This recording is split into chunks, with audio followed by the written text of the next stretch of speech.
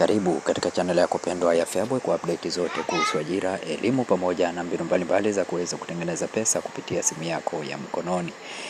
Katika video hii nitakwenda kuelezea kuhusu matokeo ya kidato cha pili na darasa la 4 2025.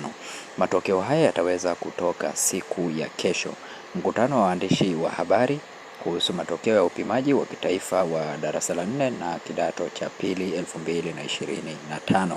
Matokeo haya yataweza kutoka kesho. Kwa wale waliokuwa wanaulizia na kufuatilia sana kuhusu matokeo, basi matokeo haya fahamuni kuwa yatatoka siku ya kesho.